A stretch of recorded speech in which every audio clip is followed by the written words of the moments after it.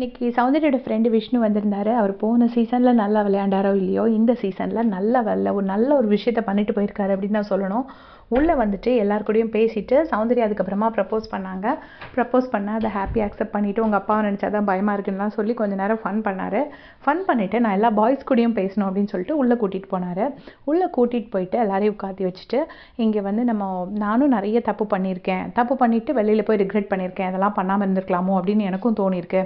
So உங்களுக்கும் நீங்கள் இங்கே வச்சு ஒரு பொண்ணை பற்றி பேசும்போது அது ஃபுல்லாக வெளியில் போகும், அது வந்து ரெஜிஸ்டர் ஆகும்.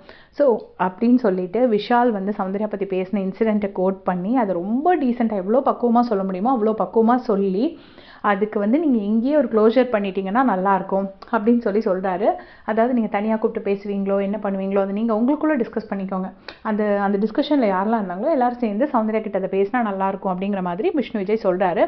சொன்ன உடனே விஜய் விஷால் சொல்கிறாரு, அதுக்கு இப்போ தான் ப்ரோ ஒரு க்ளோஷர் நடந்துச்சு, நீங்கள் ஜஸ்ட் வரதுக்கு முன்னாடி தான் மார்னிங் தான் அது சாரி சொல்லி க்ளோஸ் பண்ணியிருக்கோம் அப்படின்னு சொன்னோடனே நடந்துச்சுன்னா ரொம்ப சந்தோஷம், வெல் அண்ட் குட் தான் அப்படின்னு சொல்லி விஷ்ணு சொல்கிறாரு.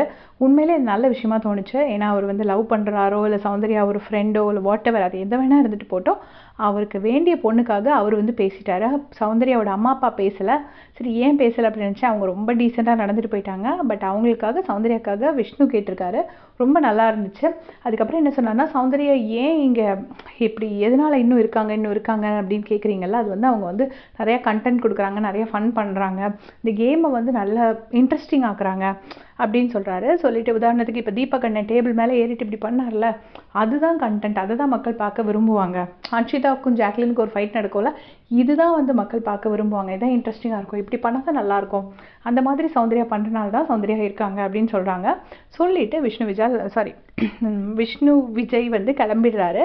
பட் அவர் வந்து சௌந்தர்யாக்காக பேசின விஷயம் வந்து எனக்கு வந்து ரொம்ப ரொம்ப ஸ்வீட்டாக பட்டுச்சு. அதே மாதிரி சௌந்தர்யா ப்ரப்போஸ் பண்ணும்போதும் ஃபர்ஸ்ட்டு வந்து சௌந்தர்யா அப்படி நீல் டவுன் பண்ணி நிற்கும்போது முதல்ல நீ எந்திரி அப்படின்னு சொல்லி கைப்பிடிச்சு தூக்கி விடுவார். அதுக்கப்புறம் ரெண்டு பேரும் ஒரு சின்ன டான்ஸ் பண்ணிவிட்டு சௌந்தர்யா நீல் டவுன் பண்ணனால இவரும் நீல் டவுன் பண்ணிவிட்டு சௌந்தர்யாவுக்கு ப்ரப்போஸ் பண்ணுற மாதிரி அப்படி நிற்பார்.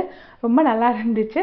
ஸோ காலேஜ் ஸ்டூடெண்ட்ஸ்லாம் அதை பார்த்துருந்தாங்கன்னா நல்லா என்ஜாய் பண்ணியிருப்பாங்கன்னு நினைக்கிறேன். உங்களுடைய கமெண்ட் சொல்லுங்கள். தேங்க்ஸ் ஃபார் வாட்சிங்.